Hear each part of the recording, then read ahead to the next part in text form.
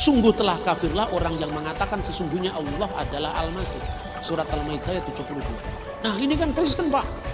Masa Allah itu Yesus? Sekarang saya tanya, di mana ada doktrin gereja sepanjang abad yang mengatakan Allah itu adalah Yesus? Tidak ada. Yang ada Yesus adalah Allah. Dibalik tapi maknanya beda.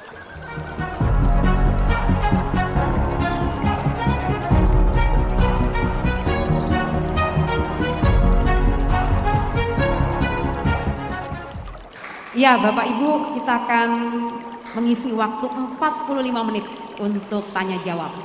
Dan kita beri 2 termin, 1 termin diberikan kesempatan kepada 2 orang. Monggo yang mau bertanya 2 orang. 1 Pak Karno, 1 kemudian Bu Erna. Ya, nanti Pak Andreas sama orang Jawa Timur gampang ya Pak ya. Pak Karno lalu kemudian Bu Erna, monggo bisa bertanya. Mungkin Pak bisa maju ke depan sehingga kamera juga bisa mengambil gambar Bapak. Monggo Pak Karno.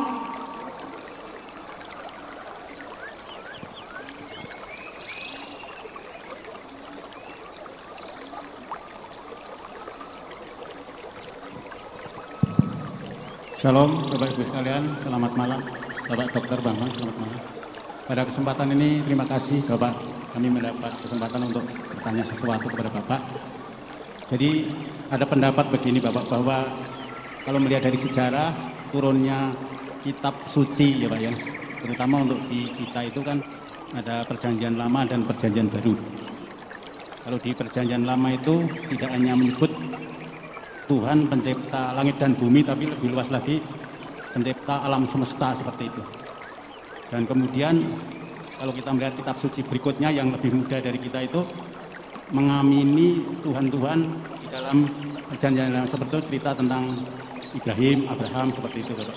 Kemudian cerita Musa, kemudian Yusuf dan Salomo ya. Nah sebetulnya perselisihan tentang Tuhan itu sudah tidak ada sebetulnya kalau memahami seperti itu. Tetapi akhir-akhir ini banyak orang yang mengkafirkan gitu, istilah kafir ya, karena merasa Tuhan yang kita sembah itu tidak seperti Tuhan mereka seperti itu. Oleh karena itu, kapan muncul istilah kafir tersebut? Ya. Dan saya pernah mendengar di Yahudi sendiri katanya juga ada istilah kafir tersebut. Jadi itu yang kami ingin penjelasan Bapak, karena kami tidak berani menjawab seperti karena dasarnya kurang kuat. Makasih Bapak. Nanti dijawabnya sekalian ya. Monggo. Monggo Bu Erna.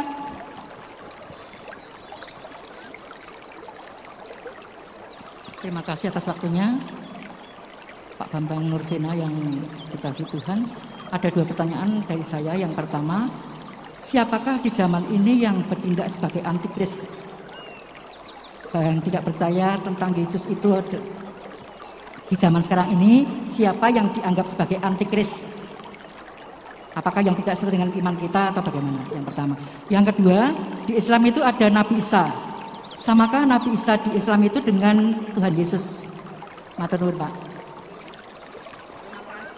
Terima kasih Bu Erna. Ada 2 Pak, berarti tadi Pak Karno menanyakan sejak kapan sih ada istilah kafir, mengkafirkan, lalu kemudian tadi juga Bu Erna itu siapa sekarang yang disebut antikristus, dan samakah Isa dalam Al-Quran dengan Yesus yang kita sembah? Monggo Pak. Ya, terima kasih. Sebetulnya kalau ngomong kata kafir itu kan penerapannya dan asal-usul katanya. Kalau asal-usul katanya sebenarnya kata kafir itu beragam ya kalau dari segi etimologi. Tadi saya sudah membaca dalam teks 1 Yohanes pasal 2 ayat 22. Dalam bahasa Aramaik, bahasa Syriak itu berbunyi manu dagala ila en eina de kapar de Yesua lahua Masiha. Siapakah pendusta itu? Siapakah Dajjal itu? Yaitu orang-orang yang mengkafiri Yesus sebagai Al-Masih. Kata kafar ini dalam bahasa Aramaik. De kafar de Yesua, yang kafir terhadap Yesus sebagai Kristus. Hanahu, dialah Masiha Dagala Al-Masih Dajjal. Dalam Alkitab terjemahan bahasa Arab, hada huwa al-masihud dajjal. Jadi kafir itu tergantung apa ya? Setiap agama itu kan ya beriman sekaligus kafir. Ya kita ini sama-sama kafir sebetulnya. Kalau saya ditanya sama teman-teman yang suka takfiri itu, mengkafirkan orang lain, saya bilang sampean dengan saya itu sama-sama beriman, sama-sama kafir. Ya kok bisa Pak? Sampean percaya apa enggak dengan Yesus itu putra Allah? Enggak percaya, ya itu kafir. Mana menyangkal? Kafir itu kan sebetulnya menutup, menyangkal, ya artinya itu ya. Menutup, menolak, menyangkal itu kafir. Bahasa Aram dan bahasa Arabnya sama. Ya, kafara yakfuru kufran dalam bahasa Arab itu. Makanya orang yang menyangkal itu macam-macam. Menyangkal nikmat Allah itu juga kafir. Kafir bin nikmah.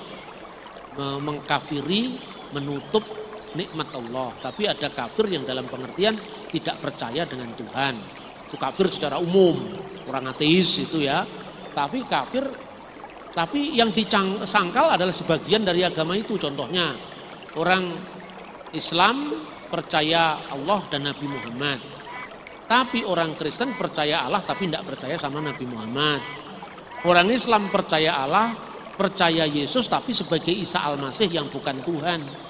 Ini masing-masing kafir. Jadi kita salaman aja masing-masing.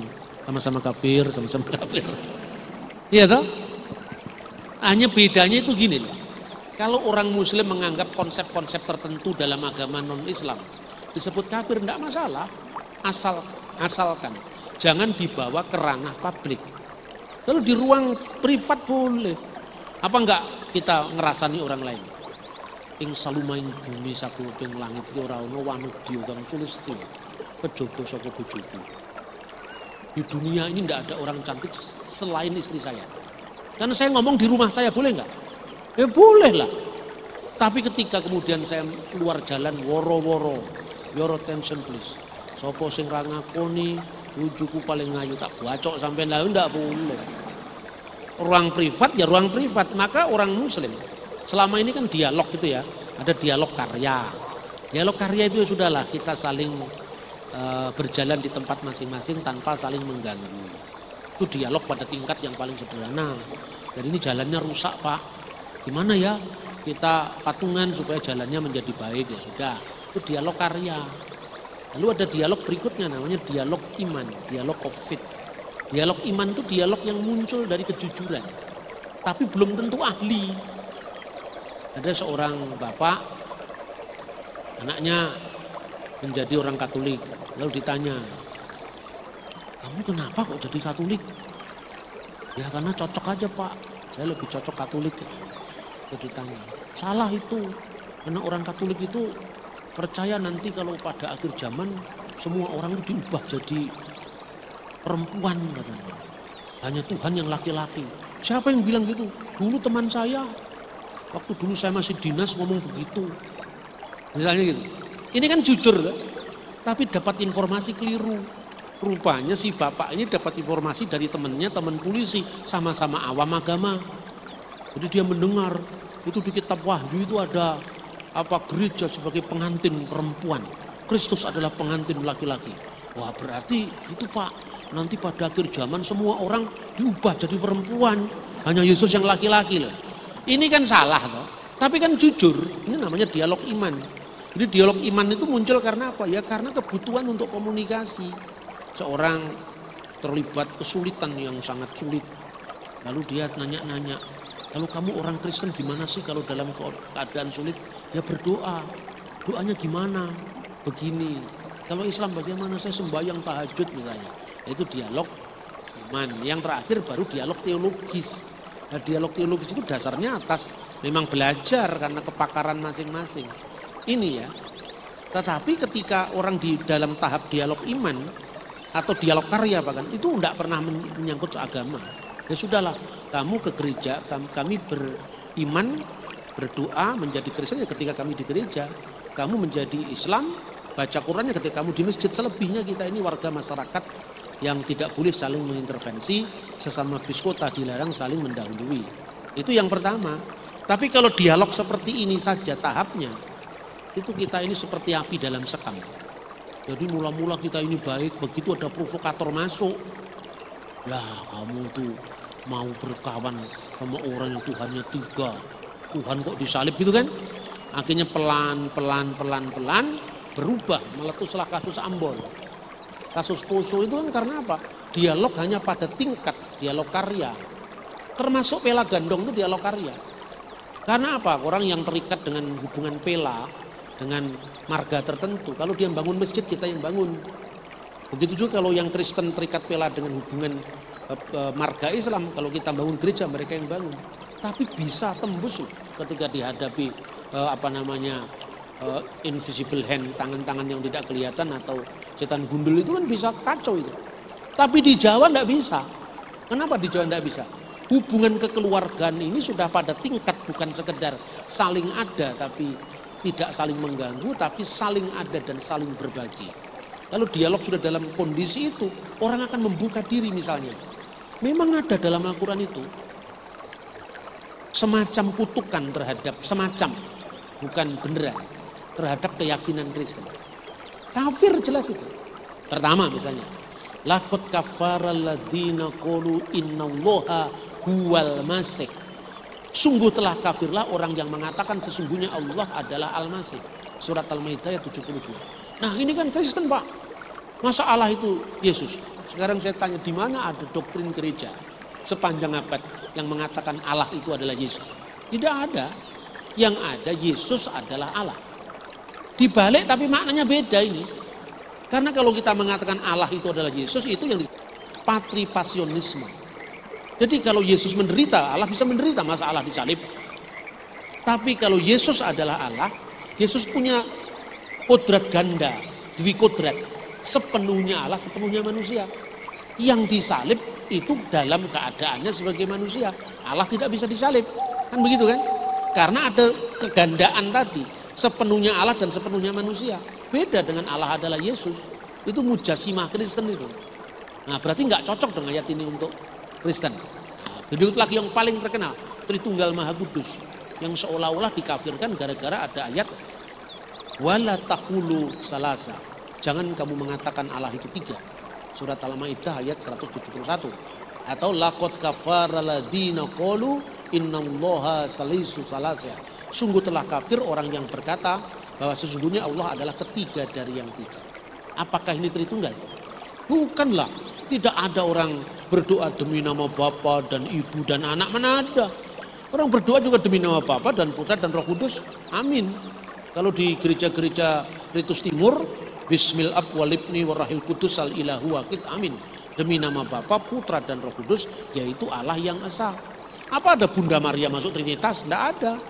Nah, seorang bapak gereja namanya Epifanius dari Salamis, dia hidup pada abad keempat, mengatakan di negara Arab tumbuh aliran hersi, aliran bidat yang namanya koliridianisme, di mana Roh Kudus tidak muncul dalam Tritunggal tapi yang dimunculkan Bunda Maria.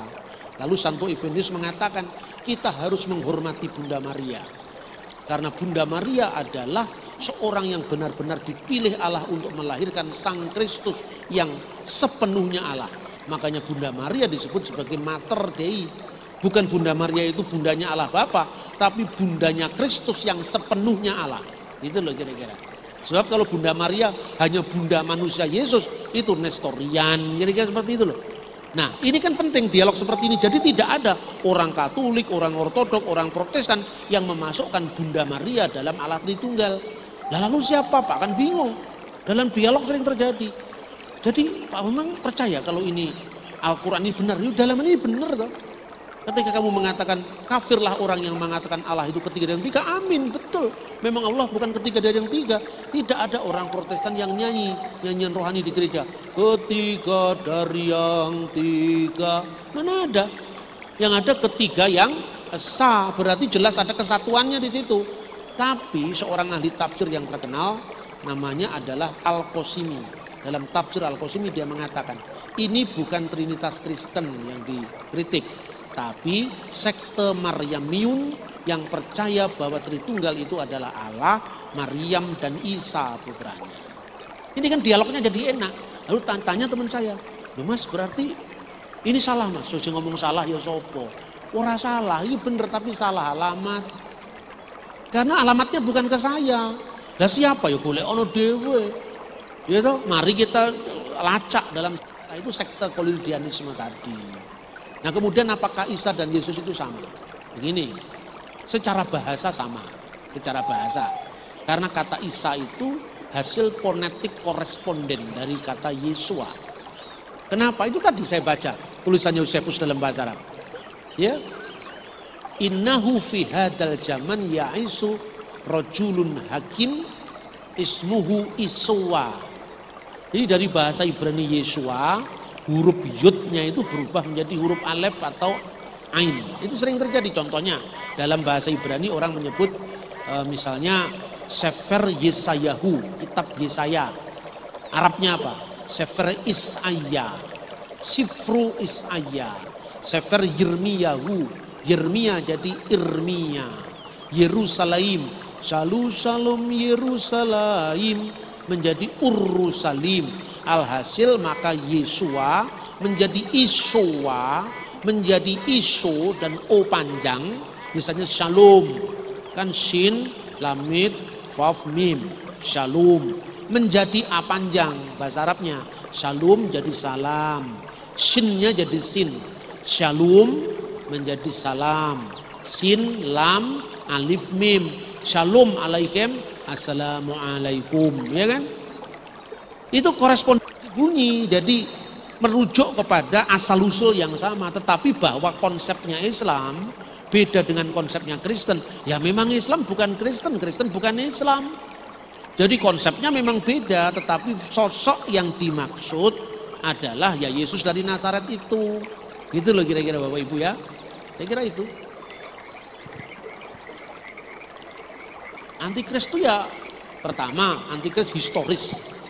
Antikris historis kan ada setiap zaman. Antikris kecil itu misalnya ya Kerintos, Markion, Basilides, Arius, Nestorius. Itu antikris kecil. Tapi seorang antikris akan datang, itu antikris eskatologis yang akan datang pada akhir zaman.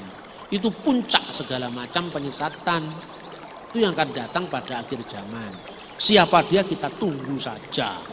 Itu fenomenanya. Yang jelas antikris itu menolak Yesus sebagai Sang Kristus. Menyangkal setiap kali salib Yesus itu semua disangkal. Seperti ajaran gnostik tadi. Terima kasih. Masih diberi kesempatan untuk termin berikutnya 2. Waduh, aku mumet jadi moderator ini. Takut saya Pak malah milihnya. Ya, 1, lalu kemudian oke 1, 2. Jadi Pak Aris Mumpuni dan yang di belakangnya Bu Erna. Sinten nggih? Oh iya. Seperti yang tadi untuk Pak Karno dan juga Bu Erna bisa pindah tengah Pak. Nanti gantian. Perkenalkan diri Pak, nanti biar tahu. Sebelumnya perkenalkan dulu, saya berasal dari kelompok pengajiannya Bambang Nursina di YouTuber. Nama saya Weda Gupita, agama saya Islam. Pertama saya sampaikan salam. Kedua, assalamualaikum. Saya sangat terkesan dengan Dr. Bambang Nursina dan saya selalu mengikuti. Dan saya entah mengapa saya merasa ketika saya sedang di kelompok itu, saya banyak sekali mendapatkan suatu pengetahuan. Karena perbandingan agama itu merupakan hal yang sangat menarik. Tadi nama saya Weda, W-E-D-A. Weda itu kitab suci agama Hindu. Tapi nama agama saya Islam. Saya temannya Pak Karno tadi itu, temannya Pak Timotius, temannya Pak Bambang Haryanto, dan sebagainya. Dan saya, alhamdulillah, saya merasa sangat nyaman di ruangan ini sekarang.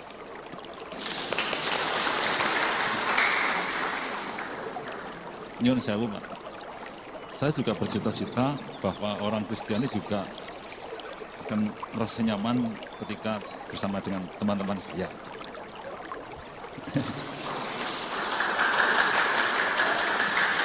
Tema hari ini adalah mengenai masalah kebangkitan Yesus. Tapi kayaknya dua orang penanya tadi tidak bertanya tentang masalah kebangkitan gitu. Tadi kayaknya, oleh karenanya itu saya ingin bertanya masalah kebangkitan. Yang pertama, sebagaimana saya sering mengikuti di YouTube, bahwa di dalam Islam juga mengenal adanya kebangkitan Al-Masih, yaitu di surat Maryam ayat 33, yang bunyinya nanti Pak Bambang Nursena saja yang mengatakan, yang menyebutkan. Ya, jauh 10 kali lipat daripada saya. Yang intinya bahwa Isa itu lahir, mati dan bangkit, kan begitu. Yang ingin saya tanyakan, apa bedanya antara kebangkitan ini dalam konteks Islam dan dalam konteks Kristiani, dan dalam konteks Injil. Dan yang kedua, seberapa penting konsep tentang kebangkitan? Apakah apabila tidak ada ajaran kebangkitan, maka iman Kristiani itu akan runtuh? Itu yang kedua. Dan yang ketiga, saya kira bahwa kita itu di sini harus betul-betul bisa memanfaatkan semaksimal mungkin keberadaan Pak Bambang di sini, sehingga dimensinya perlu diperluas, tidak cerita tentang hanya kebangkitan saja. Saya ingin bertanya tentang masalah tadi Pak Bambang mengatakan bahwa berbicara Tuhan itu adalah berbicara dalam suatu alam yang metafisik. Jadi tidak bisa menggunakan rumus matematika. Akan tetapi ketika tadi dikatakan bahwa Yesus itu 100% manusia, 100% ilahi. Nah, ketika Yesus itu sebagai manusia, tentunya dia terikat dengan ruang dan waktu. Oleh karenanya itu, mau tidak mau, berbicara Yesus itu berbicara yang non-metafisik juga. Mohon pencerahannya. Terima kasih. Sehat selalu untuk Pak Bang Nursena. Ini benar-benar Pak Weda itu memakai kesempatan. Orang lain tanyanya 1-2 Pak, dia 3, Trinitas itu Pak. Iya, ya mudah-mudahan tetap nyaman ya Pak di situ ya Pak ya. Malah nanti jangan-jangan nggak mau pulang, berada di situ terus. Ya, monggo Pak Aris mumpuni katuran untuk. Monggo.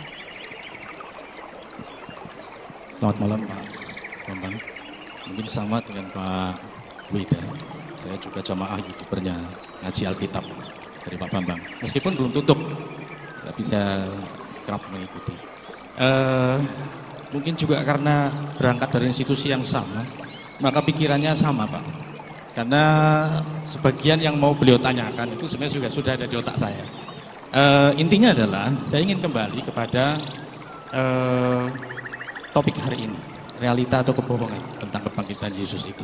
Oh ya mohon maaf saking semangatnya, saya Aris Mumpuni, warga GKJ Purwokerto Barat. Dulu warga sini Pak, pernah jadi majelis di sini juga. Tapi 93 GKJ Purwokerto Barat, dewasa dari GKJ Purwokerto. Jadi saya mantan orang sini Pak. Baik, kembali ke yang tadi Bapak mengatakan bahwa bukti-bukti sejarah itu menjadi satu, kalau istilah saya, pilar. Nggak usah baca Alkitab, asal kita sudah bisa tunjukkan bukti sejarah yang kita punya tentang Yesus itu, maka kita sudah tahu siapa Yesus.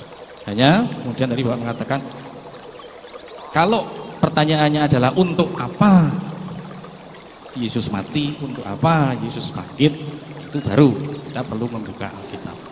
Nah, tentang yang Bapak sampaikan tadi, khususnya tentang kebangkitan,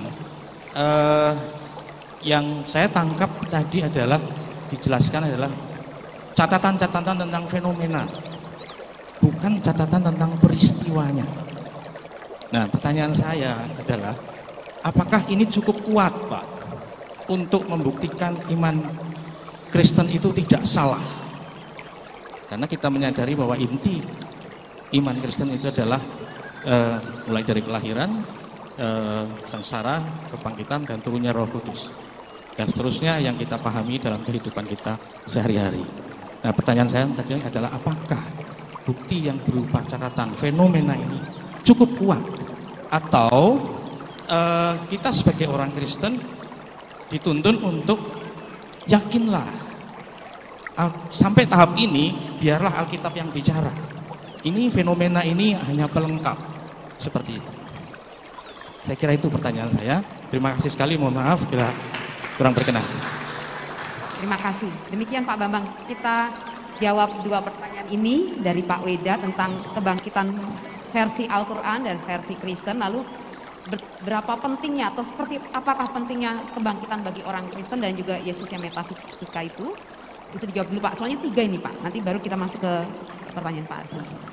Oke, terima kasih. Jadi memang dalam Islam maupun dalam Kristen percaya dengan konsep kebangkitan. Tapi gini ya, surat Maryam 33 itu kan multi tafsir juga. Tafsirannya Pak Quraisy Shihab beda dengan tafsiran ulama lain. Maka ketika rame-ramenya tentang boleh enggak mengucapkan selamat Natal, Pak Quraisy Shihab berada dalam posisi yang membolehkan. Karena apa? Itu kan sebuah sopan santun lintas agama. Kalau Islam katanya Pak Quraisy itu dalam posisi sedikit-sedikit kita mengatakan jangan. Padahal setiap kali Idul Fitri di Timur Tengah kita diberikan ucapan salam oleh tokoh-tokoh Kristen. Masa kita hanya bisa menerima tidak bisa memberi? Toh yang kita berikan adalah penghormatan. Ya kan? Nah, ketika saya mengucapkan selamat menempuh hidup baru kepada teman saya, kan bukan berarti istrinya jadi istri saya kan? Itu kan suatu ungkapan kebahagiaan. Apa yang kamu rasakan itu saya rasakan karena kita sahabat, gitu loh. Jadi perbuatlah yang orang lain suka, perbuat atas kamu kembalikan kepada orang lain. Nah, makanya dalam surat Maryam ayat 33 itu menurut tafsirnya Pak Quraisy boleh. Karena jelas itu wassalamu alayya yauma wulitu wa yauma amutu wa yauma ubasu hayya. Sejahteralah saya, selamatlah saya ketika saya lahir. Berarti kan sama dengan selamat Natal katanya. Ya kan? Kemudian pada saat saya wafat dan pada saat saya dibangkitkan hidup kembali. Tetapi teks ini tidak bisa dianggap sebagai kebangkitan Yesus menurut ulama lain. Karena apa? Karena dalam surat Maryam ayat 15 ungkapan yang sama diterapkan pada Nabi Yahya. Selamatlah dia ketika dia dilahirkan, ketika dia mati, dan ketika dia hidup, dibangkitkan hidup kembali. Maka ulama-ulama ini menafsirkan bahwa yang dimaksud kebangkitan ini kebangkitan pada akhir zaman nanti, belum terjadi. Nah, kalau dalam Kristen, kebangkitan Kristus itu yang sulung dari segala yang telah dibangkitkan itu sudah terjadi. Itu bedanya seperti itu. Nah, kedua, seberapa pentinglah kebangkitan itu seperti yang dikatakan Rasul Paulus.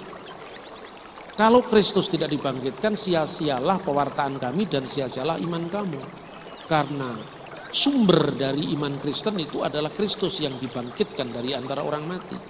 Fenomena ini yang dicatat oleh Yosefus. Yosefus itu mau menjawab pertanyaan. Ini gurunya sudah mati. Tokoh yang sangat fenomenal di abad pertama itu. Kalau enggak itu enggak mungkin dicatat dalam buku sejarah umum kan. Kenapa? Karena dia punya signifikasi politik. Yesus itu dalam gerakan Yesus ya sekalipun itu bukan gerakan politik, tapi berdampak besar pada dunia politik saat itu. Seperti yang dinubuatkan oleh Simeon. Anak ini akan ditentukan untuk menjatuhkan dan menjatuh bangunkan Israel. Itu terbukti. Nah, kemudian Yosefus mencatat bahwa kenapa orang yang disebut Kristen, kelompok ini masih ada, padahal gurunya sudah mati. Lalu dia mengatakan karena kuasa kebangkitan Yesus dari antara orang mati yang membuat mereka bangkit kembali. Tidak terpuruk, tidak musnah, tapi imannya tetap karena kebangkitan Yesus tadi.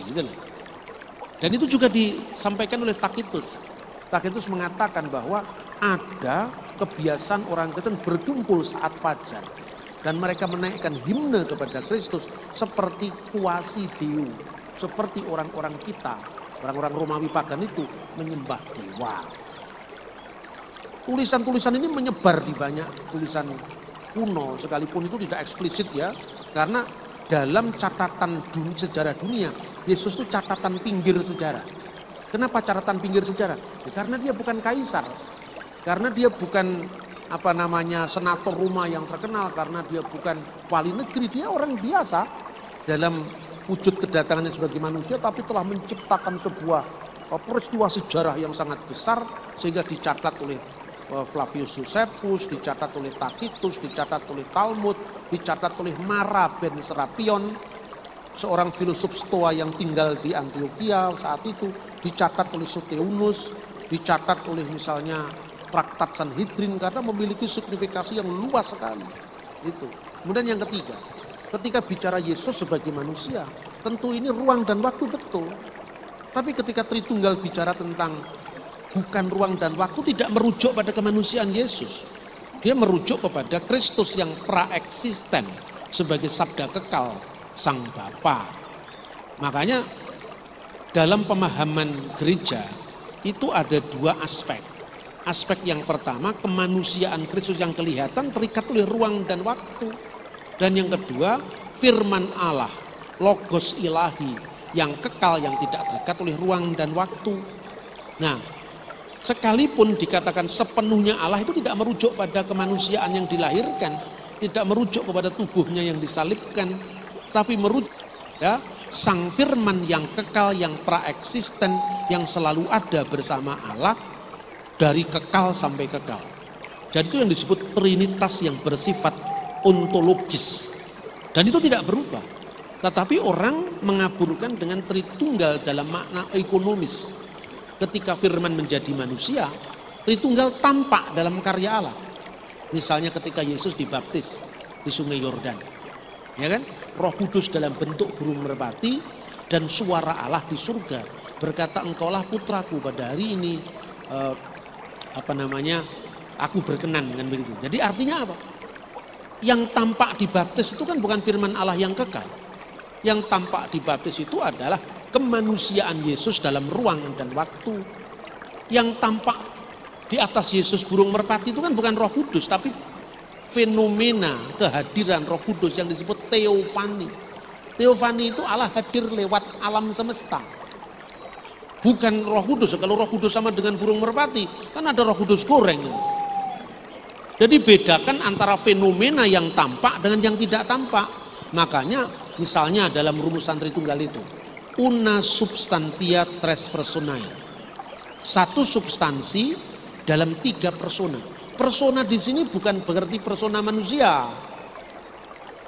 Bahasa teologis itu rusak ketika Sigmund Freud menemukan teori psikoanalisa, di mana satu pribadi hanya bisa satu substansi hanya bisa dimiliki satu pribadi.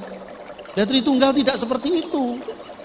Tritunggal itu kalau dikatakan persona dalam bahasa Latin atau hipostasis dalam bahasa Yunani, itu maknanya pusat kesadaran yang berbeda dengan pusat kesadaran ilahi yang lain, tapi dalam satu wujud.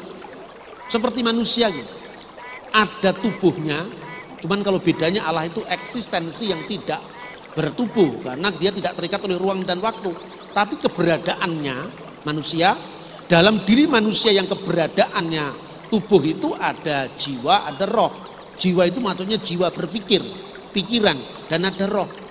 Orang tidak perlu bertanya kepada saya, Pak Bambang yang nulis buku Religi dan Religiositas Bung Karno. Betul, mau konfirmasi Pak, yang nulis buku itu Bapak atau pikiran Bapak?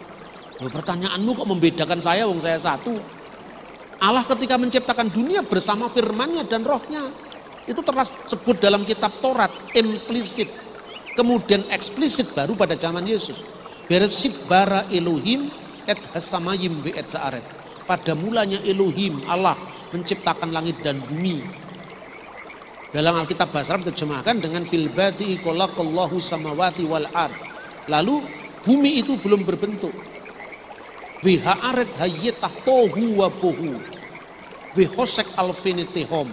Wiruah Elohim merakefet alfinihamayim. Bumi itu belum berbentuk. Gelap gulita dan kosong. Kegelapan menutupi samudra raya. Wiruah Elohim dan roh Allah melayang-layang di atas permukaan air. Ini kata-kata yang sifatnya metafor, Jangan dibayangkan airnya besar, terus kemudian burungnya kecil melayang-layang, bukan itu. Artinya mengerami secara dinamis, menyalurkan hidup ilahi kepada hidup ciptaan. Menyalurkan sumber hidup ilahi sehingga planet-planet bergerak pada orbitnya masing-masing. Sehingga akhirnya nanti puncak ciptaan dihembuskan roh itu dalam tubuh manusia. Itu maksudnya menjadi makhluk yang hidup. Jadi roh Allah itu memproses, menghadirkan kehidupan dari tidak ada menjadi ada. Lalu firman Allah, wa yomer Elohim zehiur wa zehiur. Jadilah terang, maka terang itu jadi. Elohim, ruah Elohim, dan dafar Elohim. Allah firmannya dan rohnya. Itulah Tritunggal secara imanen dalam diri Allah. Tapi ketika peristiwa Yordan itu Tritunggal dalam penampakan yang sifatnya ruang dan waktu. Karena Allah itu tetap tidak kelihatan. Kemudian suara terdengar. Terdengarnya di mana? Di atas. Ketika naik pesawat atasnya tidak ada, bawahnya jadi, karena dunia ini bulat. Ungkapan atas ini bukan artinya itu Allah di sana. Sebab di luar gravitasi bumi ini kan arah tidak ada lagi. Yang jelas bahwa Tuhan itu bertakhta di atas. Apa yang tidak mungkin dipikirkan manusia, apa yang tidak mungkin dihayati manusia. Tan keno kinoyo ngopo tan keno winiroso. Itu loh bahasa Jawanya begitu. Nah, ya. Kemudian yang tubuh fisik ini kemanusiaan Yesus. Ini makanya dicobai, haus. Kira-kira begini. Kalau bisa dibandingkan, ini saya mengutip Dr. Siapa ini? Sayyid Husin Nasir dalam bukunya yang diterjemahkan oleh Gus Dur, ya. Judulnya Islam dalam Cita dan Fakta. Jadi kira-kira untuk memudahkan pemahaman begini. Kalau di Islam firman itu turun menjadi kitab. Kalau di Kristen firman itu turun menjadi manusia. Nah, ketika firman turun menjadi kitab, di situ ada dua hal. Quran yang kelihatan mushafnya dan Quran yang tersimpan di Lauhul Mahfuz. Gitu? Imam Al-Ghazali mengatakan Quran yang tersimpan di Lauhul Mahfuz itu adalah ajaliyun wa qaimatun fiddatillahi ta'ala. Itu katanya Imam Al-Ghazali dalam bukunya Ihya Ulumuddin.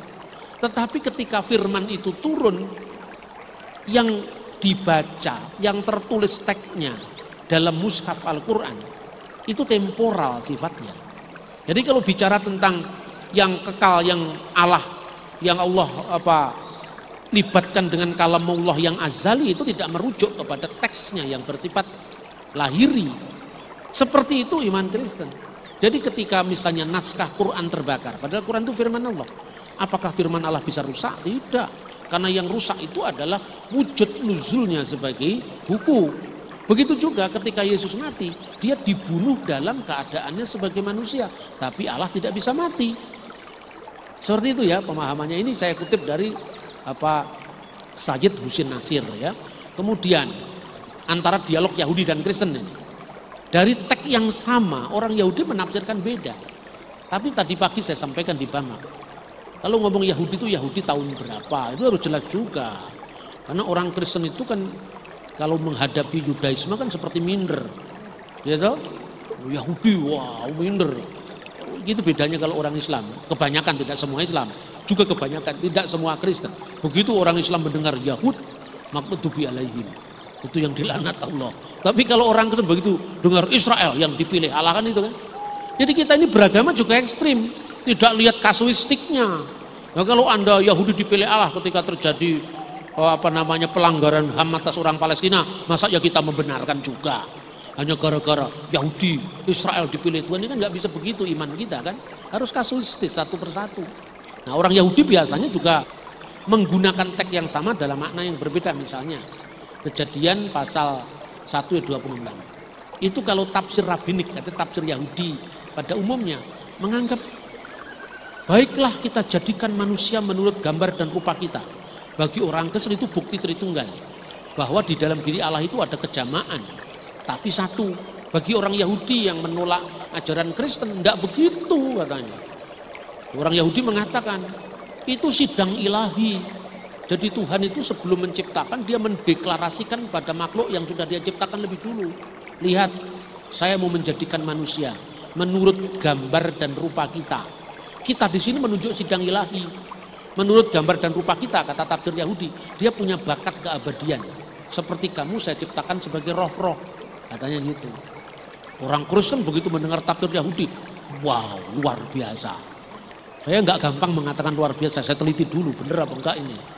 Setelah saya selidiki tafsir Yahudi yang lebih kuno, nggak seperti itu. Itu tafsir yang juga reaktif terhadap kekristenan. Tafsir kuno itu misalnya Philo. Philo itu kan orang Yahudi dari Alexandria, hidup pada tahun 20 sebelum Masehi lahir, tahun 50 Masehi dia meninggal. Dia mengatakan, Tuhan bicara dengan siapa itu? Dengan logosnya katanya. Tuhan berbicara, berdialog dengan firman-Nya, berdialog dengan sang logos yang ada dalam diri Allah. Kalau bahasa Jawanya ngudoroso itu. Jadi bicara dengan dirinya sendiri, yang di dalam dirinya itu ada kejamaan. Orang Yahudi apa keliru? Nggak keliru, saya bilang. Saya kan nggak mudah mengkelirukan orang. Terus kabeh bener lah, orang keliru. Tapi masih ada komanya. Gue tak jak mikir dhisik. Gitu? Kalau Tuhan bicara sama malaikatnya, secara gramatika nggak salah. Karena kata yang digunakan dalam bahasa Ibrani itu na'aseh. Na'aseh itu marilah kita buat. Kita buat itu dari bahan yang sudah ada. Berarti bukan penciptaan dari nol. Artinya kita membuat manusia itu menurut gambar dan rupa kita. Nah, orang Kristen yang anti Yahudi nyerang. Masa ciptaan diajak mencipta sama Tuhan? Bukan begitu. Karena pada ayat 27 Tuhan berfirman, maka diciptakanlah manusia, baru digunakan kata bara. Yang artinya penciptaan dari tidak ada menjadi ada. Maka diciptakanlah manusia itu menurut gambarnya, baik laki-laki dan perempuan, diciptakanlah mereka. Berarti yang menciptakan hanya Allah. Malaikat itu cuma diajak rembukan. Nah, gramatika tidak salah. Saya jawab, oke, tidak salah. Sekarang perhatikan. Sak durunge malaikat enek itu terus Gusti Allah nyiptakne karo sapa? Ya sendiri Pak lah. Udah. Ketika malaikat sudah ada, malaikat arep nggawe menungso. Hei malaikat, ayo kita buat manusia, saksikan. Saya deklarasikan ya, saya mau bikin manusia menurut gambar dan rupa kita. Oke, katakanlah secara gramatika itu benar. Ya saurunge malaikat enek diciptakan, terus Tuhan karo sapa? Dewe Pak. Lah waktu dewe sing diajak ngomong sapa? Waduh, ya itulah makanya Pak Tuhan menciptakan makhluknya supaya dia bisa menyaksikan kebesarannya. Berarti Tuhan butuh aktualisasi diri no. Ya toh? Karena apa? Mari kita ciptakan manusia supaya kamu bisa menyaksikan kalau saya maha kuasa. Berarti Tuhan itu butuh lem-leman, butuh pangalembono. Tuhan butuh pengakuan, itu bukan tidak cocok dengan sifat Tuhan. Tuhan dari kekal sampai kekal tidak butuh. Kalau kita puji dia tidak lebih besar, kalau kita cangkal dia tidak lebih kecil. Yang kita butuhkan itu Tuhan, bukan Tuhan butuh kita. Jadi sebelum alam semesta ini diciptakan, ini saya kutip dari Santo Agustinus. Tuhan ya Tuhan dia sendiri. Dia yang ada, yang sudah ada, yang akan datang. Tidak pernah ada waktu di mana Tuhan pernah tidak ada. Dia selalu ada. Lalu Tuhan maha kasih. Oke. Apa kasih Tuhan itu kekal? Ya kekal Pak, karena dilibatkan dengan Tuhan. Nah pertanyaannya, berarti Tuhan mengasihi siapa? Oh Tuhan itu maha kasih. Ya mengasihi alam semesta, urung enek alam semesta. Uranana itu. Jagat kabeh itu ranana, tidak ada itu. Gitu. Gitu. Alam semesta belum diciptakan, manusia belum diciptakan sebagai puncak alam semesta. Lalu Tuhan dengan siapa sendiri yang dikasihi sapa? Ya manusia belum ada. Ya mengasihi dirinya sendiri, bener nggak? Karena nggak ada yang lain objeknya toh. Berarti ada yang mengasihi, ada yang dikasih, dan ada kasih yang dialirkan. Mau dicari di mana-mana tetap Tritunggal. Ketika kita mengatakan satu, ya Tuhan kita satu, Tuhan itu satu. Kenapa ada butuh? Kalau misalnya di dunia ini cuma ada satu, orang tidak butuh aku, engkau, kami tidak butuh. Baru ketika ada dua, baru ada aku dan kamu. Ketika ada tiga, aku, kamu, dan dia. Bener nggak? Jadi ungkapan satu ini pun juga nisbi. Perhatikan, yang dikasih adalah firman-Nya, yang mengasihi wujudnya, yang kasih yang dialurkan spirit atau roh yang melingkari dia kekal sampai kekal. Inilah yang disebut wujud al-khaliq, wujud sang pencipta. Lah, tarian trinitaris ini yang sangat dinamis menimbulkan gerak di dunia ini yang menyebabkan adanya yang lain. Makanya adanya yang lain itu diawali dari ketiadaan, ya kan? Inilah yang disebut makhluk atau ciptaan. Jadi ada yang pertama tidak disebabkan oleh ada yang lain, tapi ada yang berikutnya disebabkan oleh yang maha ada. Ini ilmu tua ini, bener apa tidak? Ya toh? Ini kalau mau pejang begini harus lingsir wengi, raiso, orano suarane kutu-kutu walang atau goa itu kan. Kalau orang hamil pasti lahir karena sudah 9 bulan 10 hari. Itu saya kira. Ini Pak, apakah cukup dengan penjelasan fenomena tadi yang dikatakan Pak Aris? Ya, itu tentang apa kebangkitan. Di dunia ini siapa yang bisa menyaksikan kebangkitan ayo sekarang? Itu kan objeknya beda. Ya toh? Jadi artinya apapun penciptaan dunia juga nggak bisa kita buktikan kok. Apalagi kebangkitan orang mati. Penciptaan dunia itu kan masuknya lewat logika kita yang mencoba mencapai kesempurnaan. Adanya hukum sebab akibat. Oleh Aristoteles disimpulkan, oh kalau gitu ada kausa yang tidak disebabkan oleh yang lain, kausa prima. Coba siapa yang membuktikan penciptaan? Semua itu kan juga sifatnya fenomenal. Begitu juga tentang kebangkitan. Tapi kalau bicara tentang Yesus mati, itu kan semua orang bisa menyaksikan. Dan orang yang menyaksikan itu mencatat tentang kematian Yesus. Nah tentang kebangkitannya fenomena. Yang menyaksikan misalnya Maria Magdalena atau Marta atau siapa. Ya toh? Ketika dia menyaksikan apa yang dia saksikan pun sifatnya itu adalah pengalaman pribadi. Seperti itu kan. Makanya kalau kelahiran itu bisa disaksikan wujudnya permanen karena apa? Dia bertumbuh dari bayi menjadi anak kecil, remaja, pemuda, dewasa, berkembang. Itu yang bisa ditulis, disaksikan. Tapi kalau orang bangkit, ya kematian disaksikan sekilas kemudian tidak ada lagi. Ayo cekkan sekarang, dia sudah bangkit loh. Ternyata dilihat sudah tidak ada lagi kan gitu kan? Ya toh? Jadi fenomena itu cukup. Karena apa? Tidak ada fakta yang menyangkal hal itu.